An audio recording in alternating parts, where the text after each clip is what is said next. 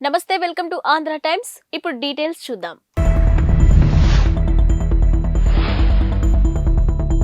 YCP 4వ జాబితా విడుదల. 4 సిట్టింగ్ ఎమ్మెల్యేలు అవుట్.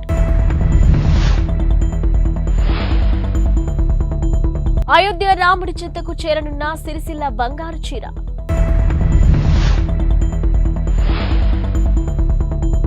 మణిపూర్లో మళ్లీ మొదలైన హింస, 7 మృతి. వచ్చే ఎన్నికలకు సంబంధించి వైసీపీ నాయకత్వం మార్పులు చేర్పులు చేస్తున్న సంగతి తెలిసిందే. ఇప్పటికే పలువురు సిట్టింగ్లకు టికెట్లను నిరాకరించగా ఇక చాలా మందికి స్థానచలనం కలిగింది. తాజాగా 4వ జాబితాను వైసీపీ విడుదల చేసింది. ఈ జాబితాలో ఎస్పీ రిజర్వ్డ్లో ఒక ఎంపీ అభ్యర్థిని, 7 అసెంబ్లీ స్థానాల్లో అభ్యర్థులను మార్చింది. ఇక 5 సిట్టింగ్లకు టికెట్లు ఇచ్చేందుకు నిరాకరించింది. ఇక సీట్లు కోల్పోయిన వారిలో 4 ఎస్సీ సామాజిక వర్గానికి చెందిన ఎమ్మెల్యేలు ఉన్నారు. నందికొట్కూర్, తిరువూరు, సింగనమల, మడకశిర నియోజకవర్గాల సిట్టింగ్లకు టికెట్లను నిరాకరించారు. ఇక deputy CM Gangadhara Nellore, MLA నారాయణస్వామిని చిత్తూరు పార్లమెంటుని నియోజకవర్గ ఇన్ఛార్జిగా నియమించారు. సిరిసిల్ల చేనేత కార్మికుడు హరిప్రసాద్ కు అరుదైన గౌరవం దక్కబోతుంది. ఆయన రూపొందించిన బంగారు చీరను అయోధ్యకు పంపిస్తున్నారు. ఇక బీజేపీ జాతీయ ప్రధాన కార్యదర్శి, కరీంనగర్ ఎంపీ బండి సంజయ్ ఈ చీరను పరిశీలించారు. ఈ సందర్భంగా ఆయన మాట్లాడుతూ ఈ నెల 26న ప్రధాని మోదీకి ఈ చీరను అందిస్తామని తెలిపారు. శ్రీరాముడి పాదాల చెంతకు చీరను చేరుస్తామని చెప్పారు. ఇక మరోవైపు హరిప్రసాద్ మాట్లాడుతూ 8 గ్రాముల బంగారం, 20 గ్రాముల వెండిని ఉపయోగించి 20 రోజుల్లో చీరను తయారు చేశామని తెలిపారు. శ్రీరాముడి చిత్రంతో పాటు రామాయణ ఇతివృత్తాన్ని తెలియజేసే చిత్రాలు ఈ చీరలో ఉన్నాయని వెల్లడించారు. ఇక చీరకు సంబంధించిన చిత్రాలను బండి సంజయ్ తన ఎక్స్ ఖాతా ద్వారా షేర్ చేశారు. ఇక ప్రధానమంత్రి చేతుల మీదుగా శ్రీరాముడి వద్దకు ఈ చీరను ఉంచేందుకే సిద్ధపరచడం సంతోషంగా ఉందని చెప్పారు. ఇక గతంలో అగ్గిపెట్టెలో చీరను ఉంచిన చరిత్ర సిరిసిల్లదే అని కొనియాడారు. ఇంతటి గొప్ప నైపుణ్యాన్ని సొంతం చేసుకున్న చేనేత రంగాన్ని ప్రోత్సహించాల్సిన అవసరం ఎంతైనా ఉందని పేర్కొన్నారు. ఇక చేనేత కార్మికులను ఆదుకునేందుకు తన వంతు కృషి చేస్తానని హామీ ఇచ్చారు. గత కొన్ని రోజులుగా ప్రశాంతంగా ఉన్న మణిపూర్లో హింస మళ్లీ మొదలైంది. ఇక బిష్ణుపూర్ జిల్లాలోని గురువారం మరో 4 హత్యకు గురయ్యారు. వీరితో కలుపుకొని తాజాగా హింసలో మృతి చెందిన వారి సంఖ్య 7కు పెరిగింది. ఇక వీరిలో 2 పోలీసులు కూడా ఉన్నారు. మోరే గ్రామంలోని సాయుధ మిలిటెంట్లు వీరిని కాల్చి చంపారు. మరో గ్రామంలో దుండగులతో జరిగిన ఎదురు కాల్పుల్లో విలేజ్ వాలంటీర్ మృతి చెందాడు. ఇక రిజర్వేషన్లో విషయంలోని కుకీలు, మొయిటీలకు మధ్య తలెత్తిన అల్లర్లతో అల్లకల్లోలంగా మారిన మణిపూర్ ఇటీవల జరిగిన ఘర్షణలో 175 మందికి పైగా ప్రాణాలు కోల్పోయారు. వందలాది మంది గాయపడ్డారు. ఆ తర్వాత కొన్ని రోజుల పాటు ప్రశాంతంగా ఉన్న రాష్ట్రంలో మళ్లీ తిరిగి ఘర్షణలు మొదలయ్యాయి. ఇక తాజాగా గత 48 గంటల్లో 7 ప్రాణాలు కోల్పోవడం తీవ్రతకు అద్దం పడుతుంది.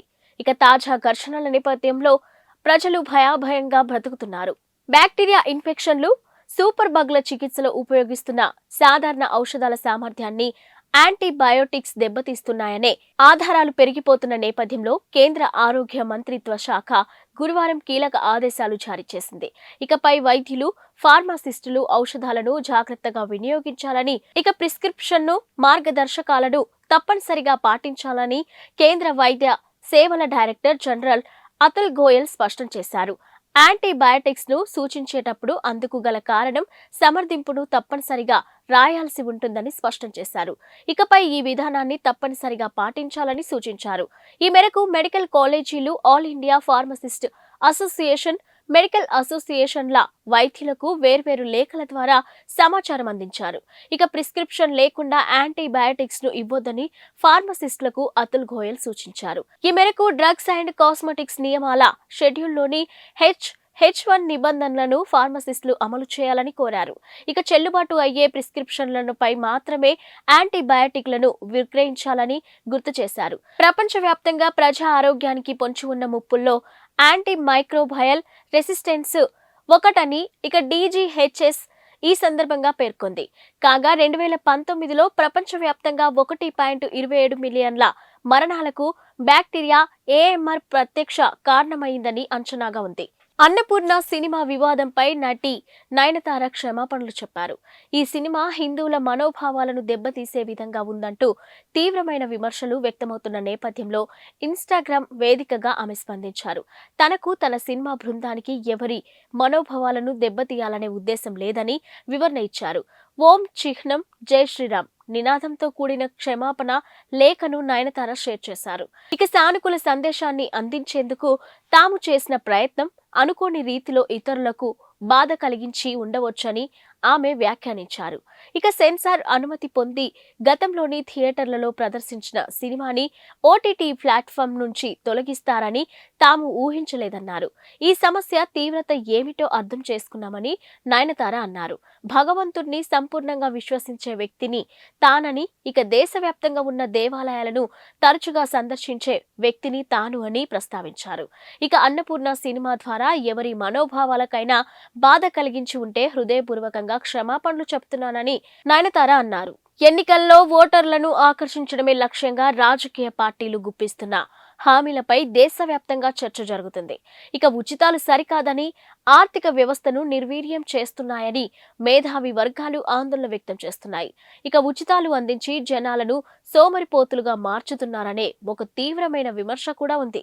ఈ నేపథ్యంలోనే జై భారత్ నేషనల్ పార్టీ అధ్యక్షుడు సిబిఐ మాజీ జేడీ లక్ష్మీనారాయణ ఉచితాలకు తనదైన నిర్వచనం ఇచ్చారు. శారీరక సామర్థ్యం, పనిచేయగల వయసు ఉన్న ఏ వ్యక్తికి కూడా పని చేయకుండానే నగదు రూపంలో ప్రయోజనం అందించడాన్ని ఉచితాలు అంటారని అన్నారు. ఇక ఉచితాలను నిర్వచించమంటూ చాలా మంది తనను అడిగారని, ఫ్రీబీ అంటే ఇదేనని ఆయన అన్నారు. ఈ మేరకు గురువారం ఆయన ఎక్స్ వేదికగా స్పందించారు. యావత్ దేశం 1000 కళ్లతో ఎదురు చూస్తున్న అయోధ్య ప్రాణ ప్రతిష్ఠ కార్యక్రమానికి ముందు గురువారం కీలక ఘట్టం మొదలైంది. ఇక ప్రత్యేక పూజలతో మధ్యాహ్నం సమయంలో రామ్లల్లా విగ్రహాన్ని ఆలయ గర్భగుడిలో పెట్టారు. 22న జరగనున్న ప్రాణ ప్రతిష్ఠ వరకు బాలరాముడు విశేష పూజలు అందుకోనున్నాడు. కాగా గర్భగుడిలో ప్రతిష్ఠించిన బాలరాముడి విగ్రహం తొలి ఫోటో బయటికొచ్చింది. ఇక విగ్రహం ముఖాన్ని పరదాతో కప్పి ఉంచినప్పటికీ మిగతా రూపు కనిపించింది. నిలబడిన ఆకారంలో 5 ఏళ్ల పిల్లవాడిగా అయోధ్య రామయ్య కనిపించాడు. నల్లరాతితో 51 అంగుళాల ఎత్తుతో తయారు చేసిన ఈ విగ్రహాన్ని మైసూరుకు చెందిన కళాకారుడు అరుణ్ యోగిరాజు చెక్కాడు. కాగా జనవరి 22న ప్రాణ ప్రతిష్ఠ కార్యక్రమం జరగనుంది. ఇక ప్రధానమంత్రి నరేంద్ర మోదీ ముఖ్య అతిథిగా హాజరవనున్నారు.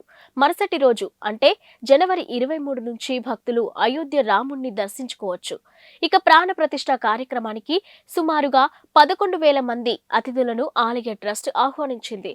వివిధ రంగాలకు చెందిన ప్రముఖులు ఈ జాబితాలో ఉన్నారు. వారిలో cricket legends Sachin Tendulkar, Virat Kohli, Bollywood super star Amitabh Bachchan తో పాటు పలువురు సెలబ్రిటీలు కూడా ఉన్నారు. ఏపీ కాంగ్రెస్ చీఫ్ షర్మిల తనయుడి ఎంగేజ్మెంట్ ఫంక్షన్ హైదరాబాద్ లోని గోల్కొండ రిసార్ట్స్ లోని ఘనంగా జరిగింది. ఈ కార్యక్రమానికి వివిధ రంగాలకు చెందిన ప్రముఖులు హాజరయ్యారు. ఇక జనసేన పార్టీ అధ్యక్షుడు పవన్ కళ్యాణ్ కూడా ఈ నిశ్చితార్థ వేడుకకు విచ్చేశారు.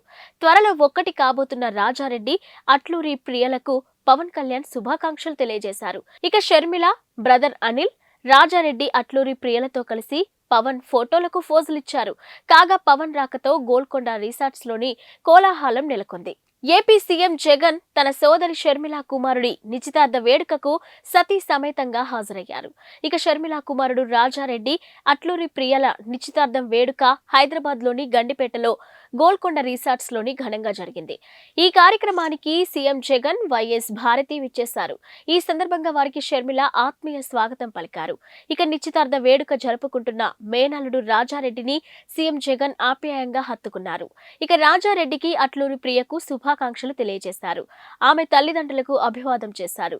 ఈ వేడుకకు విచ్చేసిన తల్లి విజయమ్మతోనూ జగన్ ముచ్చటించారు. ఈ కార్యక్రమానికి వైసీపీ అగ్రనేత వైవి సుబ్బారెడ్డి కూడా విచ్చేశారు. గుజరాత్ లో విషాద ఘటన చోటు చేసుకుంది. పిక్నిక్ కు వెళ్లిన 16 మంది విద్యార్థులు ఇటీవల టీచర్లు నీట మునిగి ప్రాణాలు కోల్పోయారు. వడోదరాలోని హరిణి సరస్సులో ఈ దుర్ఘటన జరిగింది. వడోదరాకు చెందిన ఓ ప్రైవేటు పాఠశాల తమ విద్యార్థులను హరిణి సరస్సు వద్దకు విహారయాత్రకు తీసుకెళ్లింది. ఇక విద్యార్థులు సరస్సులో విహరించేందుకు ఓ పడవ ఎక్కారు. వారితో పాటే ఉపాధ్యాయులు కూడా ఎక్కారు.